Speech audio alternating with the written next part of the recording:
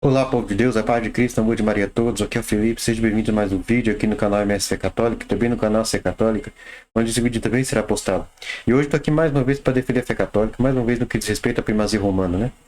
Mais uma vez, eu tenho que provar que Roma é essa da igreja desde o primeiro século.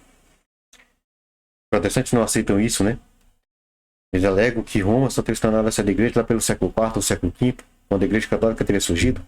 E não é verdade, né? Hoje eu vou aqui refutar um vídeo de um protestante que foi mandado por escrito aqui do canal, onde o protestante apresenta um suposto documento histórico. Eu digo suposto porque eu não sei se esse documento existe de verdade. Eu vou explicar isso mais adiante aqui no vídeo. E o protestante alega que esse documento seria uma prova de que a primazia romana só teria começado lá pelo século V. Até então, Roma não tinha primazia na igreja. Mas eu vou mostrar que isso não é verdade. Eu vou mostrar que, segundo as fontes históricas, Roma tem primazia desde o primeiro século. Né? Vou mostrar isso. E eu vou mostrar que mesmo que esse documento exista, como ele cita aí no vídeo, a partir do que ele fala no vídeo, mesmo que esse documento exista, isso nada nega a primazia romana. Então, vou mudar aqui a cena para a gente poder começar logo, né? Tá aqui o vídeo tem 11 minutos, então eu aumentei um pouco a velocidade para 1,5 para, né, passar mais rápido o vídeo, né? Como não tem muita argumentação no vídeo, que toda a argumentação dele gira em torno desse documento, do que esse texto diz, eu vou passar o vídeo, e depois eu vou fazer minha refutação, né? Vamos começar aqui, né? Tem um documento que é muito importante, porém não muito conhecido, chamado Optarimus, né, se a pronúncia estiver correta. Ela é uma carta dos bispos africanos ao bispo de Roma. É algo que aconteceu no quinto século e que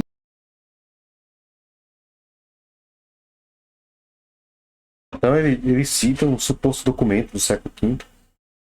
Ele mesmo fala que não sabe se a pronúncia não está correta. Ele não dá certeza do nome do documento.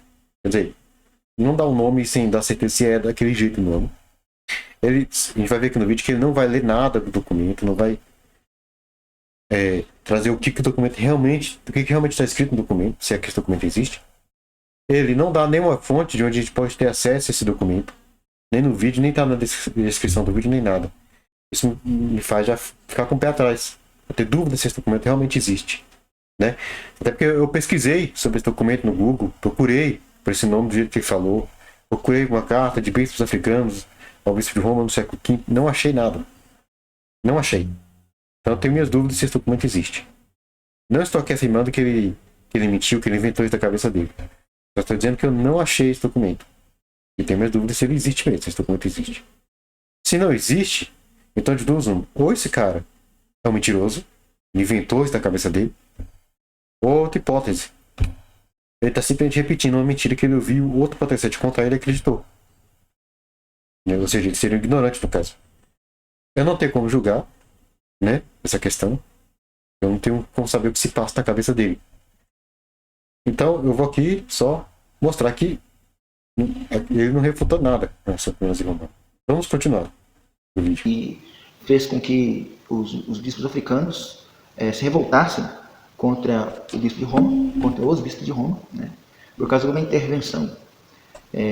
Essa carta mostra que até o quinto século ainda não estava desenvolvida. Nós falamos e entendemos que o ofício de Papa, de Bispo de Roma, foi um desenvolvimento, né? Foi um desenvolvimento. É aquela história que Pedro passou a autoridade para Roma e para o Bispo de Roma. É uma história fantasiosa, né? Historicamente ela não encaixa na história. E esse fato, essa carta, Optarius, ela é uma demonstração disso, porque fala de uma região ali do norte da África, em que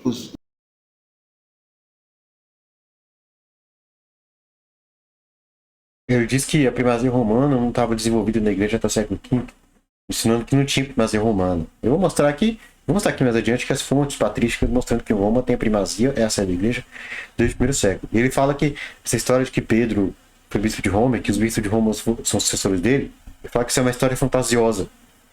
Não se encaixa dentro da história, né, das fontes históricas. Cara, eu vou mostrar que a patrística confirma isso, gente. Eu vou mostrar fontes patrísticas anteriores ao século V afirmando que Pedro foi bispo de Roma, afirmando que Roma tem a primazia na igreja desde o primeiro século. Os bispos de Roma são sucessores de Pedro. Vou mostrar uma fonte histórica afirmando isso. Vamos continuar aqui, né? os bispos, né, no comentário da carta, menciona os três bispos relacionados, os três bispos de Roma relacionados ao problema. Primeiro é Zósimo, segundo Bonifácio, o terceiro é o Celestino, a quem foi enviado esse documento específico, a Carta Octavius. A Zósimo, os bispos africanos, eles indagaram o porquê, né, da sua intervenção. Em que sentido que ele interveio? Houve um sacerdote chamado Apiário, que foi disposto no norte da África. Foi disposto naquela região, foi tirado do seu cargo naquela região. E ele foi para Roma e foi reabilitado pelo bispo de Roma. E aí eles indagaram o porquê, né? Quando ele volta, eles indagaram o porquê. Zósimo, né, havia reabilitado. E ele usa e fala do sínodo de Sárdica, que era o sínodo regional que deu poder e privilégio aos bispos de Roma. Então, ele mesmo fala que a sua autoridade e a sua intervenção na região dos africanos é por causa do sínodo de Sárdica e não por causa de Pedro.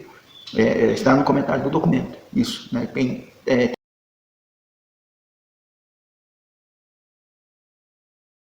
Ele fala que o sínodo de Sárdica deu poder ao bispo de Roma. Bom, aqui ele já se refutou, porque ele fala que Roma não tinha primazia até o século V. Só que o sínodo de Sárdica aconteceu no ano 344, se eu não me engano, século IV. Então já tinha primazia romana no século IV. Então, quando ele fala que o sínodo de Sárdica deu autoridade ao bispo de Roma, não foi exatamente de autoridade, mas ele reconhecia a autoridade do bispo de Roma. Mas quando ele fala isso, ele já está se refutando o que ele falou no início, que Roma não tinha autoridade até o século V. Né? Vamos continuar. E ele citou o Papa Celestino, que foi o Papa para quem mandaram o documento, o suposto documento. Eu vou mostrar que o antecessor dele, Papa Bonifácio I, já afirmava a primazia romana e dizia que quem não se submetia a Roma estava excomungado da igreja, não faz parte da igreja. Eu vou mostrar ele falando isso. Ele dizendo, Papa Bonifácio I, quem se submetia a Roma não podia nem ser considerado cristão. Vamos continuando. Ter acesso ao documento, vai ter acesso ao comentário e vai ver isso. Então, esse problema vai se prolongando e vai chegando, passa por Bonifácio e passa por Celestino. A Celestino eles enviaram uma carta, e a carta eles reclamam, porque o bispo de Roma mandou no legado, né, lá, exigindo a reabilitação da Piário. E na carta eles dizem, olha, nós não reconhecemos, esse legado veio e nos insultou, desrespeitou os nossos concílios e falou de alegados privilégios de Roma, né? Ele nos insultou com pretextos de alegados privilégios de Roma. Ou seja, a autoridade de Roma e os privilégios de Roma para eles eram simplesmente pretensão. Isso está bem descrito na carta. A carta fala categoricamente isso. O legado do bispo de Roma, no caso Celestino, chegou e eles enviam a carta dizendo, olha, o legado que você enviou falou de pretextos de alegados privilégios de Roma. Nós não conhecemos esses privilégios de Roma. Nós não temos conhecimento que Roma tem privilégio acima de nós. Aqui na carta está bem claro isso. E eles vão continuando na carta e dizem, e usam o Concílio de Nicéia, que dava autoridade para cada região de resolver todas as causas, todos os problemas de cada região, e aos metropolitanos, aos bispos que presidiam as regiões, eles tinham poder. Isso na carta está, eles falando isso para Celestino, usando o Concílio de Nicéia, falam, o Concílio de Nicéia deu autoridade aos metropolitanos, aos bispos que presidem, a ter autoridade sobre os bispos e sobre os clérigos inferiores, né, os de menos autoridade. Então, sobre todo tipo de clérigo, sobre todo tipo de autoridade dentro da região, está sob a autoridade do bispo que preside. Então, não precisa, se alguém se sentir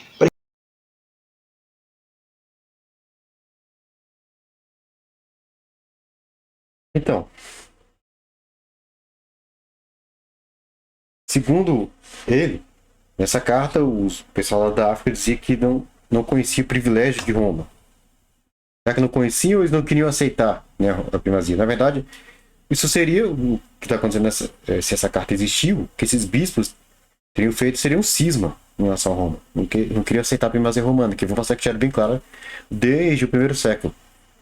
E ele diz que o Concílio de Nicéia decidiu que cada diocese e os bispos têm autoridade para resolver as questões. Até hoje é assim na Igreja Católica. Cada diocese, os bispos têm autoridade para tomar decisões dentro da sua diocese. Isso não anula a autoridade do Papa. É que o bispo ele é submisso ao Papa, não é? E o bispo ele pode recorrer ao Papa em questões que ele não der conta de resolver, tiver além das capacidades dele, além da jurisdição dele, além da competência, enfim, das competências dele, ele pode recorrer ao Papa. Mas isso não, mas, né, ele ser submisso ao Papa, o Papa está acima dele, não quer dizer que ele não tem autoridade para ele próprio tomar suas decisões e resolver por conta própria os documentos dos problemas da sua diocese, né? Até hoje, assim, o bispo em cada diocese, o bispo tem autoridade sobre seus auxiliares, sobre os presbíteros, que são os padres, né, sobre os fiéis. É assim que funciona. Tem nada diferente do que a Igreja Católica é hoje. Por alguma decisão. Né? Aí eles falam, tem o sínodo regional. E também, se não resolver no sínodo regional, tem concílio geral. Então eles apontam as autoridades que tinham responsabilidade para resolver os problemas. Tem um bispo que preside a região. Se não resolver, tem um sínodo. Se não resolver, tem o concílio geral. E tudo isso, né, está no Conselho de Nicéia. E eles fazem uso desse Conselho de Nicéia, falando das autoridades que existem para resolver os problemas, que eles não precisavam da intervenção de outra região. Inclusive na carta eles falam e indagam e dizem que o Espírito Santo ele está sobre todas as regiões e que não está sobre um indivíduo só. Que o Conselho de Nicéia acertou em enxergar essa situação, que o Espírito Santo ele não está inspirando e direcionando uma pessoa, um só bispo, uma só região, mas são todas. Então a região tem condições de resolver, as regiões têm condição de resolver seus próprios problemas sem a intervenção de ninguém. Ainda na carta Otários, ele diz assim, que como nós vamos confiar, né, no tribunal Alemar, falando de Roma, como nós vamos confiar no tribunal Alemar, a qual não conhece a nossa situação, a qual nós não mandamos documentos, né, nós não temos essa comunicação de documentos, de problemas, então como é que nós vamos confiar no tribunal Alemar? Além disso, eles dizem que nos concílios dos pais apostólicos, os representantes de Roma não tiveram nenhuma representatividade. Então, essa carta, ela demonstra, né, que uma região, no V século, não reconhecia, não era um individualmente, uma região não tinha reconhecimento de privilégio de Roma, da autoridade de Roma sobre as outras regiões, do bispo de Roma ser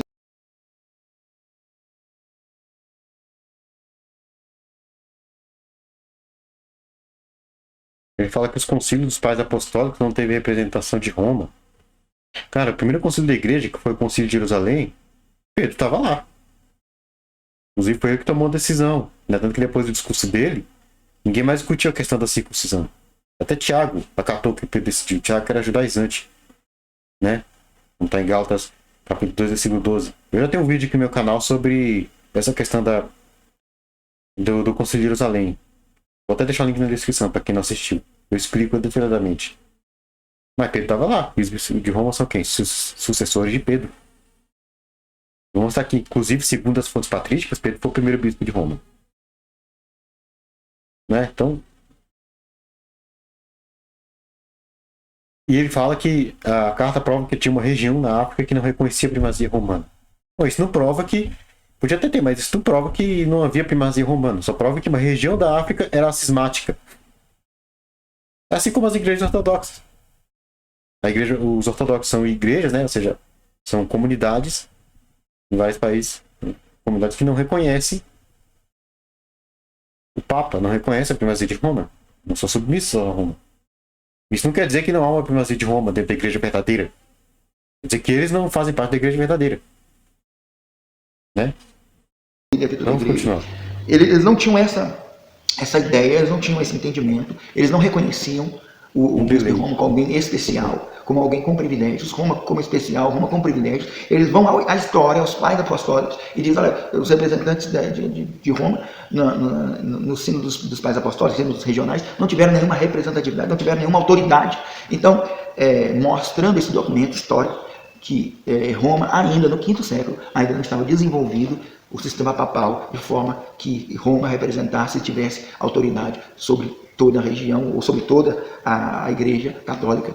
Então, quem não conhece esse documento, eu indico que passa a conhecer, que passa a estudar o documento, leia o documento, tenha acesso ao documento e veja esses detalhes que eu falei, que mostram, primeiro, que o bispo de Roma, ele coloca o seu poder ligado, não a Pedro, mas ao sínodo de Sártica, Eles não conhecem os privilégios de Roma, eles não acreditam que Roma tem uma inspiração, uma autoridade maior que as outras regiões. Que conhece o documento e lê o documento, e não as falas sobre o documento em si, né? Porque isso aqui é uma fala minha sobre o documento, e alguém vai trazer outra fala, né, sobre o documento, mas às vezes, muitas vezes, torcendo o documento para trazer, né, engano às pessoas. Mas lendo o documento, as pessoas que lerem o documento vão ver que realmente, até o quinto século, Roma não tinha desenvolvido o seu sistema, né, de privilégios totalmente, e o Papa, ou o Bispo de Roma, não era ainda o líder de toda a igreja.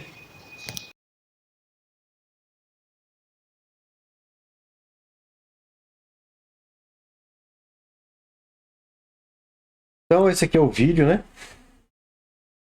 Ele fala que, não, Roma tirava sua primazia,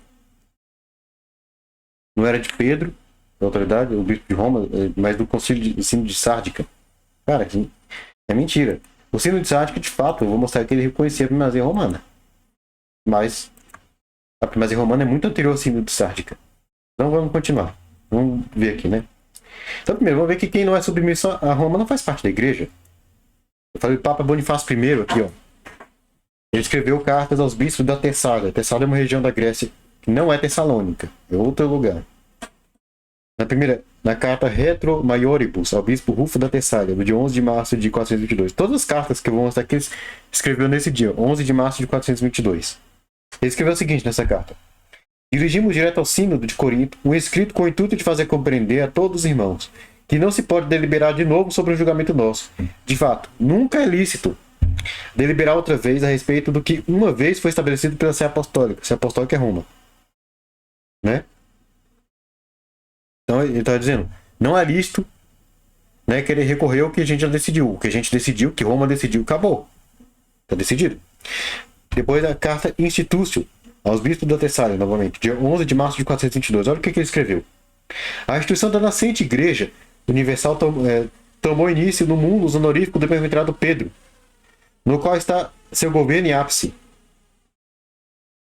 De sua fonte fluiu à medida que crescia a veneração da religião, a disciplina eclesiástica em todas as igrejas. As disposições do concílio de Nicéia não testemunham outra coisa, a tal ponto que não ousou definir nada sobre ele, vendo que era impossível propor algo acima do seu mérito, pois sabia, afinal, que tudo lhe era concedido pela palavra do Senhor. É certo que esta igreja romana é para as igrejas espalhadas pelo orbe inteiro, pelo mundo inteiro, o mundo conhecido da época, né, no caso. Como a cabeça de seus membros, quem dela se desliga, e quem dela se desliga seja banido da religião cristã, já que deixou de estar inserido nela. Então, o papo é claro. Quem não está submisso a Roma, quem não está unido a Roma, não está em comunhão com Roma, está desligado do cristianismo, não é cristão. O papo é muito claro. Ou seja, então se tinha uma comunidade, uma região da África que não aceitava o nascer de Roma, é cismático, não faz parte da igreja. É simples assim. Não é que não tinha prazer de Roma, é que essa região é cismática, não fazia parte da igreja. Entendeu? É o que o próprio Papa fala. Roma, para as igrejas que estão espalhadas pelo orbe inteiro, no caso aqui o orbe inteiro que ele fala é o mundo inteiro, no caso ele está falando do mundo conhecido da época, né? É a cabeça de seus membros, era a chefia no mundo inteiro. E tem mais uma carta que ele escreveu. Carta Manet Beatum a Rufo e outros bispos da Macedônia, no dia 11 de março de 422. Que ele escreveu o seguinte, ó. Esteja longe do sacerdote do Senhor, que algum deles caia na culpa de, em nova tentativa ilícita, tornar-se inimigo das deliberações dos antepassados, sabendo ter como rival de modo particular aquele junto ao qual o nosso Cristo estabeleceu, o ápice do sacerdócio. Se alguém ousar ultrajá-lo, não poderá habitar no reino dos céus. A ti, diz ele, darei a chave do reino dos céus, e neste ninguém terá sem o favor do porteiro, já que o lugar o exige, se parecer bem, passar em resumo as disposições dos cânones. Encontrareis qual é a segunda sé depois da igreja romana, porque a primeira sé é a igreja romana, né? Ou qual é a terceira? Ninguém jamais levantou com arrogância a mão contra o vértice apostólico, que é a autoridade de Roma, no caso, cujo julgamento não é lícito submeter a nova discussão. Ninguém se revoltou contra ele, exceto quem quisesse por ele ser julgado. Quer dizer, o Papa Bonifácio I está dizendo que até então ninguém nunca tinha se levantado contra Roma, a não ser que queria ser julgado por Roma. Mas como o assunto requer, devemos demonstrar com documentos que particularmente as igrejas orientais, para as grandes questões nas quais fosse necessária maior investigação, sempre têm consultado a Sé Romana, e que toda vez que necessário, têm pedido o seu auxílio. Então, Papa Bonifácio I claramente atesta: Roma é a primazia, é a sede da igreja. E quem não faz parte, quem não aceita a primazia de Roma, não é cristão, não faz parte da igreja. Esse documento está no Densger, nos números 232 até o 235. Agora, o Sínodo de Sárdica foi no ano 344 d.C. Eu falei como o próprio cara admitiu no Sínodo, no vídeo, perdão, o Sínodo de Sárdica reconhece a primazia de Roma. O cara falou que a primazia de Roma veio do Sínodo de Sárdica. Não é isso. O Sínodo de Sárdica apenas ele afirma que Roma tem primazia, que eu vou mostrar aqui. A primazia de Roma é bem anterior ao Sínodo de Sárdica. Vamos lá. Então, primeiro, Sárdica é a atual Sofia, que é a capital da Bulgária. Os cânones 3 e 4 do Sínodo diz assim: se um bispo tiver sido julgado em determinada causa e achar que ele tem boas razões para pedir revisão do julgamento, se vos parecer bem, honremos a memória do Santíssimo Apóstolo Pedro. Escreva-se, ou por parte daqueles que examinaram a causa, ou dos bispos que residem na província vizinha, ao bispo de Roma. E se ele julgar necessária a revisão do julgamento, faça-se a revisão, e que ele designe juízes. O bispo Gaudêncio disse: se parecer bem, deve-se acrescentar esta sentença que tendes proferido cheia de santidade. Se um bispo deposto pelo julgamento desses bispos, que moram nas localidades vizinhas, declarar querer que lhe faça recurso na cidade de Roma, em caso algum, depois do apelo do considerado deposto, seja ordenado no seu lugar outro bispo da mesma sé, antes que sua causa seja determinada pelo julgamento do bispo de Roma. Cânone 5. O bispo Ósio disse: pareceu bem, porém, que se um bispo foi acusado e os outros os bispos da sua região reunidos o tiverem condenado e destituído de seu grau, e se aparece que, feito o apelo, ele se refugiou junto ao Beatíssimo Bispo da Igreja de Roma e quer ser escutado, e este julgar justo, seja renovado o exame. Ele se digne a escrever aos bispos da província contígua e próxima, para que eles examinem tudo diligentemente e tomem uma decisão segundo a credibilidade da verdade. Se, porém, alguém pedir que a sua causa seja ouvida, de novo, e com seu pedido induzir o bispo de Roma a enviar um presbítero assessor seu, ele estará no poder do bispo de Roma, o que quiser e o que julgar. Se decretar que devem ser enviados presbíteros para julgar na presença dos bispos, com a autoridade dele, pelo qual foram designados, ficará a seu arbítrio fazê-lo. Se, porém, acreditar que bastam os bispos para por termo alídio, faça o que na sua sapientíssima deliberação tiver julgado. Então,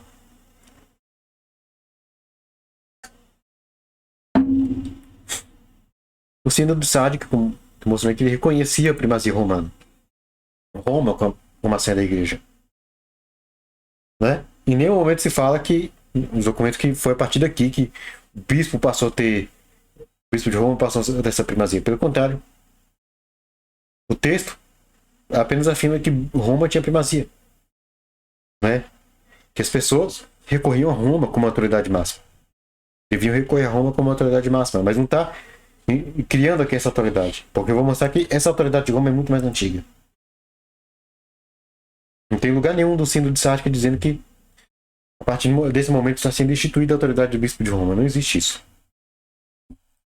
Vamos mostrar então a primazia romana nos 4 primeiros séculos da questão. Acabei escrevendo errado. Mas eu vou começar aqui com São Clemente de Roma. Na primeira carta aos Coríntios.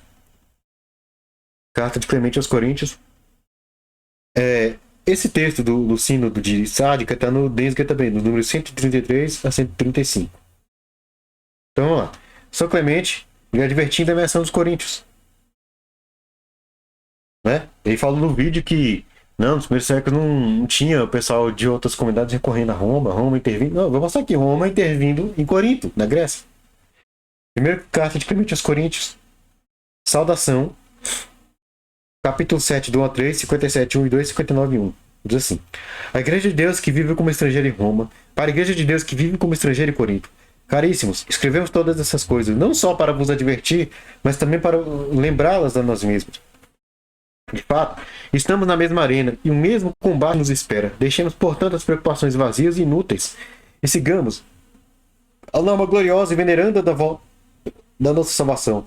Vejamos o que é bom, o que agrada e o que é aceito diante daquele que nos criou. Vós que lançastes os fundamentos da revolta, submetei-vos aos presbíteros e deixai-vos corrigir com arrependimento, dobrando os joelhos do vosso coração, aprender a submeter-vos, depondo da soberba e orgulhosa arrogância da vossa língua. É melhor para vós ser encontrados pequenos e dentro do rebanho de Cristo do que ter aparência de grandeza e ser rejeitados de sua esperança. Se algum desobedece ao que nós lhe dissemos da parte de Deus, saibam eles que estão correndo em faltas não poucos perigos. Então, Clemente, bispo de Roma, ele manda uma carta para Corinto, na Grécia, onde ele adverte os cristãos de Corinto, manda eles se submeter aos presbíteros e ainda ameaça, dizendo que se eles não obedecerem o que ele está dizendo, vão incorrer em faltas e não poucos perigos. Ora, como que isso poderia ser possível se Roma não tinha primazia? Ora, isso aqui só faz sentido se Roma tinha primazia. Se o bispo de Roma mandava em Corinto. Se ele não mandava, ele não podia fazer coisa dessa. Então, isso aqui é o primeiro século. Essa carta foi escrita no ano 96 d.C., mostrando que o bispo de Roma, intervindo na comunidade de Corinto, dando ordens, ameaçando, advertindo. Ou seja, exercendo autoridade sobre os cristãos de Corinto. Vamos agora para Santo Inácio de Antioquia. Inácio aos Romanos, saudação. Ele escreveu essa carta por volta do ano 107 d.C. Ele escreveu o seguinte: Inácio, também chamado Teófilo, a igreja que recebeu a misericórdia por meio da magnificência do Pai Altíssimo e de Jesus Cristo, seu Filho único. A igreja amada e iluminada pela bondade daquele que quis todas as coisas que existem, segundo fé e amor dela por Jesus Cristo, nosso Deus. A igreja que preside na região dos romanos, digna de Deus, digna de honra, digna de ser chamada feliz, digna de louvor, digna de sucesso, digna de pureza, que preside o amor, que porta a lei de Deus, a lei de Cristo, que porta o nome do Pai. Eu a saúdo em nome de Jesus Cristo, Filho do Pai. Aqueles que física e espiritualmente estão unidos a todos os seus mandamentos, inabalavelmente repletos da graça de Deus, purificados de toda coloração estranha, eu lhes desejo alegria pura em Jesus Cristo, nosso Deus. Então, Santo Inácio, aqui na sua saudação aos romanos, na sua carta aos romanos, ele dirige uma série de elogios a Roma, que ele não dirige a nenhuma outra comunidade. Inclusive, ele diz que é a igreja que preside na região dos romanos. Ele fala, ou seja, Roma é a igreja, a Sé Romana é a igreja que governa. Governa o quê? Governa o mundo cristão, governa o cristianismo. Governa na região dos romanos, exerce o governo ali na região de Roma, na terra dos romanos. Ou seja, então ele diz que a sede de Roma é a sede da igreja, é o governo da igreja. Ele diz que a igreja que preside o amor.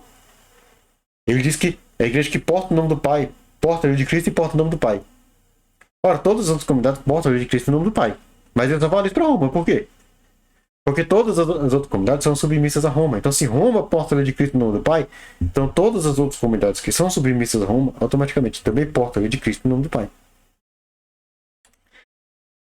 Vamos agora para São Policarpo de Esmina. São Policarpo ele viveu entre 69 e 155 d.C.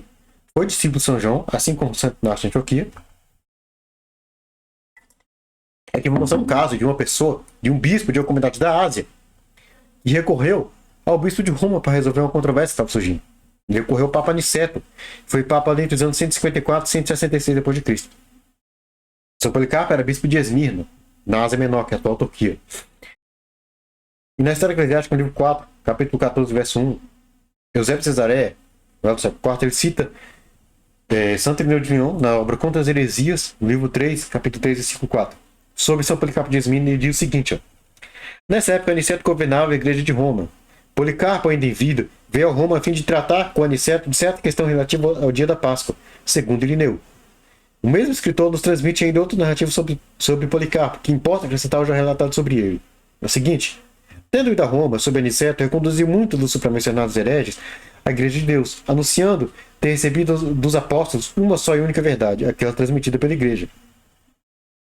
Depois, Eusébio de Cesareia vai citar aqui uma carta de Santo Irineu ao Papa São Vítor I, uma carta escrita no fim do segundo século, citada por Eusébio de Cesareia na História Eclesiástica, livro 5, capítulo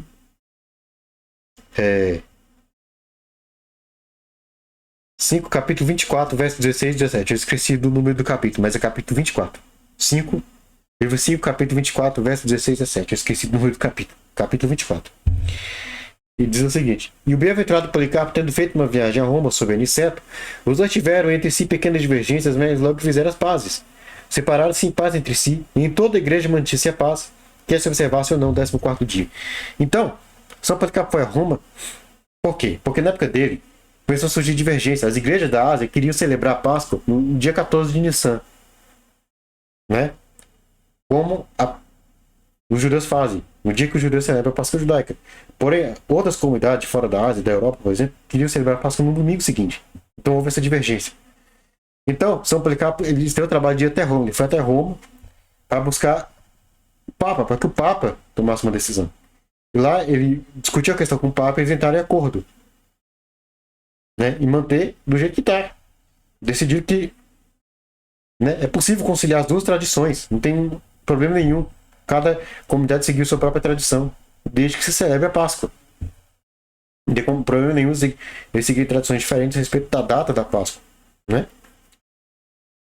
Mas veja, São Policarpo ele recorreu ao bispo de Roma para resolver uma questão que não diz respeito a Roma. Foi a questão das comunidades da Ásia. Por quê? Porque as comunidades da Ásia celebravam no dia 14 de Nissan e as outras comunidades queriam celebrar no domingo. Então o povo da Ásia estava brigando com o povo de fora da Ásia para a data da Páscoa. Então ele foi até Roma para que Roma resolvesse essa questão. Ora, se Roma não tinha primazia sobre a igreja, por que São Policarpo deu o trabalho de Esmirna até Roma? Ele, que na época ele era velho, Aniceto começou a reinar, a governar a igreja no ano 154 d.C., um ano antes de São Policarpo morrer. São Policarpo nasceu no ano 69, então São Policarpo tinha os seus 85 anos quando ele foi até Roma. Se Roma não tinha primazia, por que ele deu o trabalho de Esmirna, na Turquia, até Roma? Na época que não tinha avião, não tinha carro, não tinha ônibus. Na época que uma viagem dessa se fazia em meses, talvez. Por que eles deu esse trabalho todo? Se Roma não tinha primazia na igreja. Não faz sentido. Isso aqui só faz sentido se Roma tinha primazia na igreja. E São Policarpo reconhecia essa primazia de Roma. Vamos agora a Santo Irineu de Lyon. Contra as heresias, capítulo 3. Livro 3, verso 2. Por volta do ano 180 d.C. Olha o que Santo Irineu escreveu. Mas visto que seria coisa bastante longa elencar numa obra como esta as sucessões de todas as igrejas, limitarmos a maior e mais antiga e conhecida por todos, a igreja fundada e construída em Roma. Por quem? Pelos dois gloriosíssimos apóstolos Pedro e Paulo. Então Roma, a Sé romana começou com Pedro e Paulo. Pedro sendo o primeiro bispo de Roma, né? Indicando a sua tradição recebida dos apóstolos e a fé anunciada aos homens, que chegou até nós pelas sucessões dos bispos, refutaremos todos que, de alguma forma, quer por infatuação ou vanglória, quer por cegueira ou por doutrina errada, se reúnem prescindindo de qualquer legitimidade. Com efeito, deve necessariamente estar de acordo com ela, por causa de sua origem mais excelente, toda a igreja, isto é, os fiéis de todos os lugares, porque nela sempre foi conservada de maneira mais especial a tradição que deriva dos apóstolos. Então Santo Irineu é claro a dizer: toda igreja, isto é, os fiéis de todos os lugares, devem estar de acordo com Roma. Isso aqui é uma afirmação clara da primazia romana, né? E mais claro que isso é impossível. Temos agora o Papa São Vito I. Foi Papa entre 189 e 199 depois de Cristo, né? Ele exercendo autoridade na questão na controvérsia sobre a data da Páscoa, que rolava no fim do século II, ainda estava vindo. Isso aqui está relatado na História Eclesiástica, livro 5, capítulo 24, versos 1, 9 a 11 e 13. José de Cesareia registrou o seguinte, com base em documentos da época, né? Os bispos da Ásia, contudo, sob a direção de Polícrates, insistiram em afirmar que se devia conservar o antigo primitivo costume que lhes foi transmitido, de celebrar a Páscoa no dia 14 de Nissan. Só se ler o capítulo inteiro para entender que é isso, né? Diante disso, o chefe da igreja de Roma, Vítor, resolveu afastar da unidade comum globalmente as comunidades de toda a Ásia. E simultaneamente as igrejas vizinhas como sendo heterodoxas, publicou tal decisão por carta e proclamou que todos os irmãos dessas regiões, sem exceção, achavam-se fora da unidade da igreja. Opuseram-se a Vítor de modo muito incisivo. Entre eles achavam-se também Irineu, que escreveu em nome dos irmãos que ele dirigia na Gália. Em primeiro lugar, declara que somente no domingo se deve celebrar o mistério da ressurreição do Senhor. Depois exorta delicadamente Vítor a não apartar da comunhão igrejas de Deus inteiras que conservam a tradição de antigo uso, e a muitas outras adita as seguintes expressões: tal diversidade de observâncias não surgiu agora em nossos dias, mas há muito sobre nossos predecessores, e sem se prender à exatidão, talvez conservaram esse costume em sua simplicidade com características particulares, e transmitiram aos pósteros. Todos eles conservaram a paz entre si, e nós também conservamos entre eles mutuamente a paz. Então veja,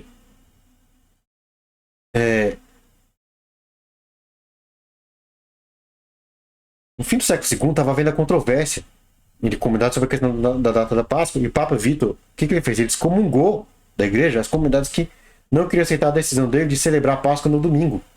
E alguns bispos se opuseram a ele, entre eles Santo Irineu. Mas veja, o detalhe é que ninguém questionou a autoridade do Papa para excomungar.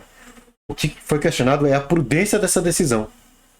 Veja que Santo Irineu, que celebrava a Páscoa no domingo, ele era a favor de celebrar no domingo, mas ele defendia que podia se conviver em paz com a tradição de celebrar a Páscoa no dia 14 de Nissan. Não tinha problema nenhum. Dá para conviver em paz com as comunidades que queriam manter outra tradição. E ele dizia, né? Ele exortou Vitor de que ele não deveria apartar da comunhão da igreja, ou seja, excomungar da igreja comunidades inteiras que estavam guardando um costume antigo. E ainda vai explicar na carta que ele escreveu o Papa Vitor que essa diversidade de observâncias, esses costumes, essas tradições sobre a data da Páscoa não era daquele momento. Eram tradições muito mais antigas. E que essas comunidades se mantinham em paz. Quem celebrava no domingo e quem celebrava no dia 14 de Nissan estava em paz o corpo. Eles conseguiam conviver em paz.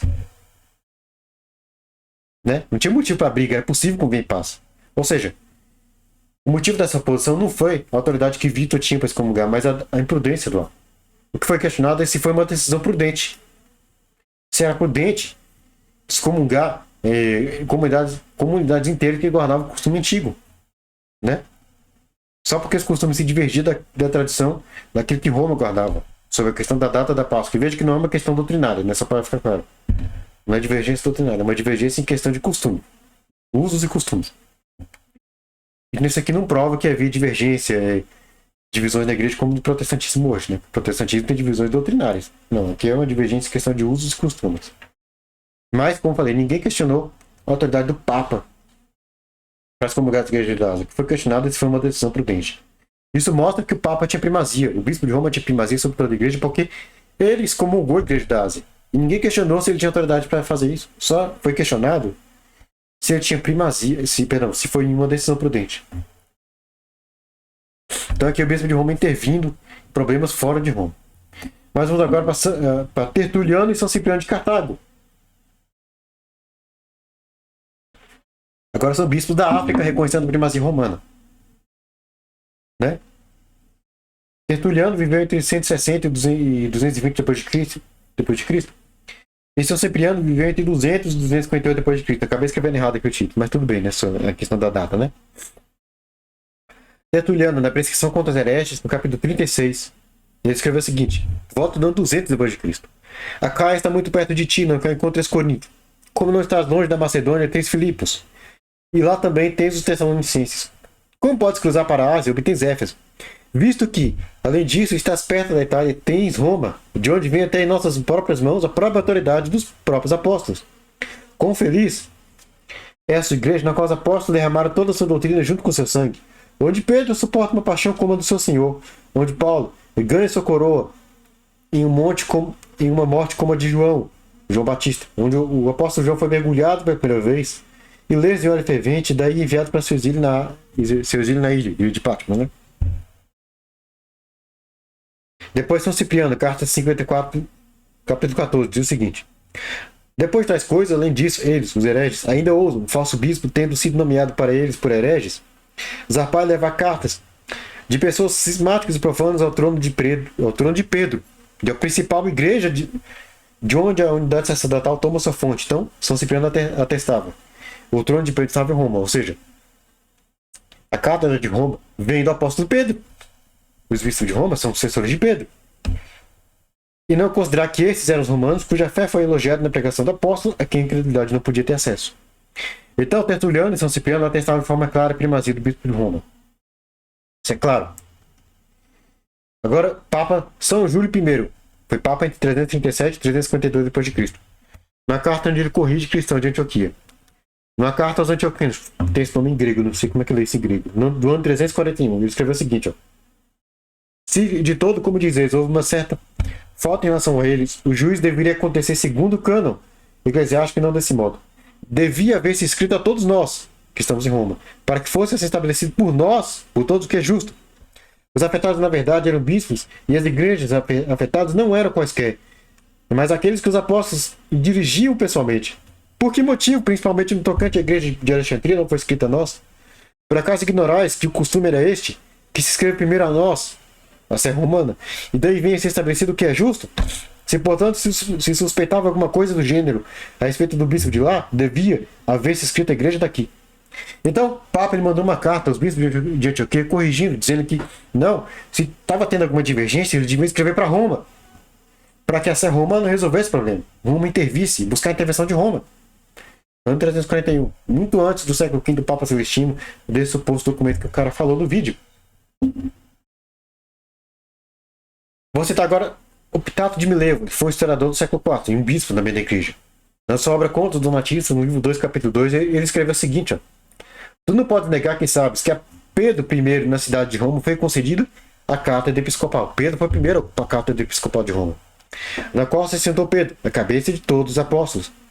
Por isso ele foi chamado Cefas, que nesta cátedra a unidade deve ser preservada por todos, na cátedra de Roma, para que todos os outros apóstolos não possam reivindicar, cada um para si, separar cátedras, de modo que aquele que estabelecesse uma segunda cátedra contra a única cátedra, a cátedra de Roma, já seja um cismático e um pecador.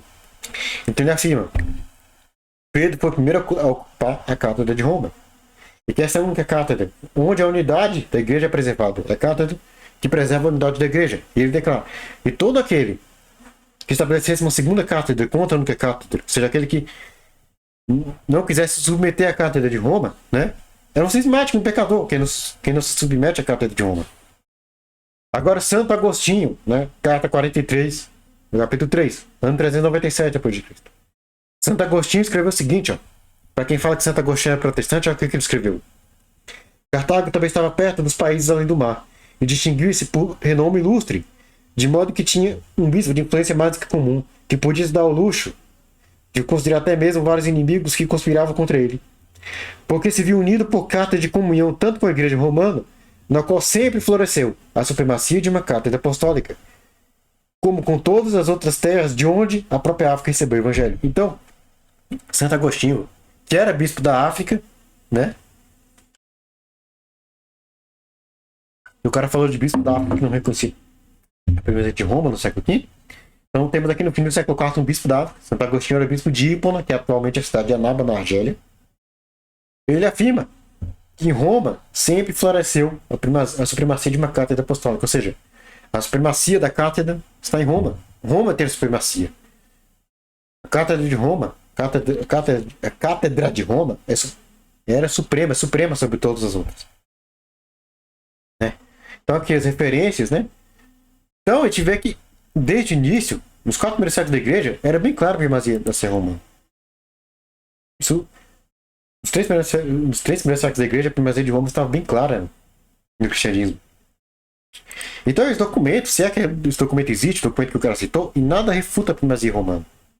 Só mostra um caso de um suposto cisma que teria acontecido no século V. Só isso, um cisma.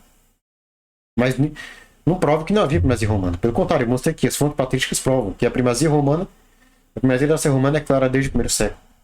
Então é isso, espero que tenha ficado claro, né? Se você gostou, deixe seu like, compartilhe, se inscreva no canal se ainda não for inscrito, no MS Fé Católica, na Sé Católica. Ative o sino da notificação se estiver ativado, tanto na MS Fé Católica quanto na Sé Católica. Me segue no Instagram se ainda não me segue, @MS Fé Católica, deixarei o link na descrição, não é? Se inscreva nos outros canais católicos, tem um bate-papo católico, meu amigo Simplício, de vez quando participa das lives aqui no canal. Tem o Informação Católica do Matheus, meu outro amigo Matheus. Tem Hora do Macabeus, do Clima Macabeus. Tem o canal do Robson 2.0. Tem o Cláudio Campos, que leva o nome dele. Tem o Missionário Daniel Silveira. Tem o Estudo da Doutrina Católica, comentários bíblicos católicos, questões católicas comentadas. E vários outros canais, né? Excelentes canais católicos que eu gosto, que eu indico, que eu recomendo. Vão lá, se inscrevam, né? E é isso. Se inscrevam nos outros canais. Divulguem. E é isso, né? Paz bem a todos, salve Maria Santíssima. Viva Cristo Rei. Fico por aqui. Até a próxima.